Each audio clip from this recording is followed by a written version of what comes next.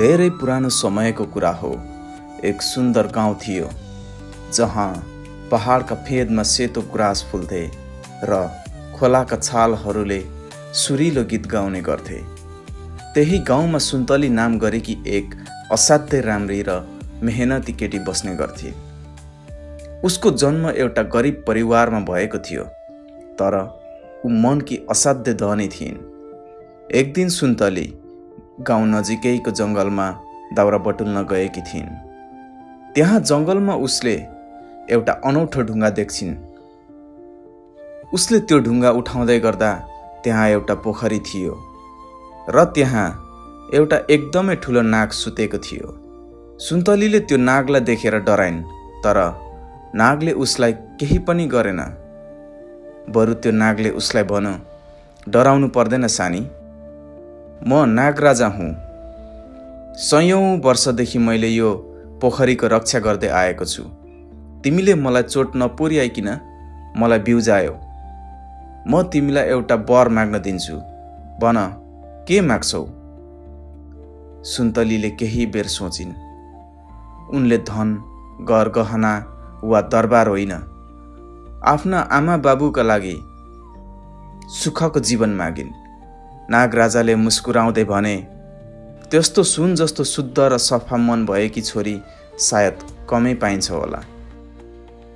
जाऊ, तिमी तिम्रो घर फर्क, तिम्रो वर पुरा हुन्छ।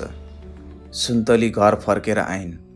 केही दिनपछि त्यो गाउँमा एउटा व्यापारी आएको थियो, जसले सुन्तलीको बाबा आमालाई काम दियो।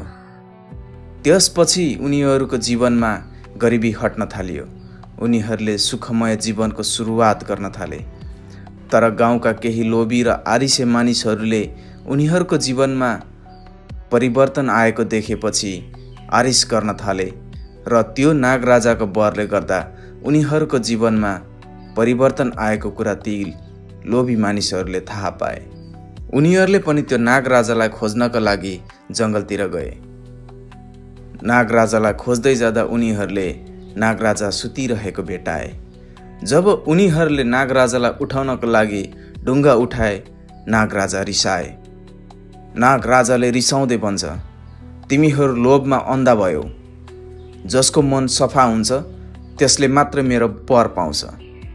र नागराजाले ती लोभी मानिसहरूलाई श्राप दियो र ती लोभी मानिसहरू ससाना सर्पमा परिवर्तन भए।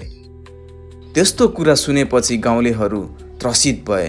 अब उनीहरूले कहिले पनि लोभ नगर्ने बाचा गरे।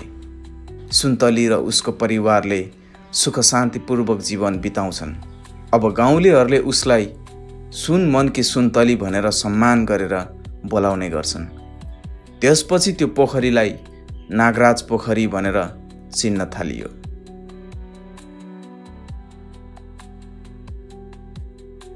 सच्चा धनी त्यो जसको मन सफा र सुन्दर हुन्छ।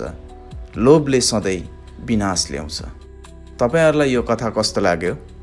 जस्तो लाग्यो त्यस्तै कमेन्ट गर्नुहोला र अर्को कथा तपाईहरु के बारेमा सुन्न र हेर्न चाहनुहुन्छ त्यो पनि कमेन्ट मार्फत लेख्नुहोला। म त्यही विषयमा भिडियो बनाउने छु। आजको लागि यो भिडियो यति नै। तपाईहरुले खरो एक्सप्लेनरलाई पहिलोचोटि हेर्दै हुनुहुन्छ भनेदेखि सब्स्क्राइब गर्नुहोला र तपाईहरुले सब्स्क्राइब गरिसक्नु भएको छ भने यहाँहरुलाई धेरै धेरै धन्यवाद। अर्को भिडियोमा भेट्ने बाचा गर्दै आजको लागि बिदा दिनुहोस्। हस्त नमस्ते।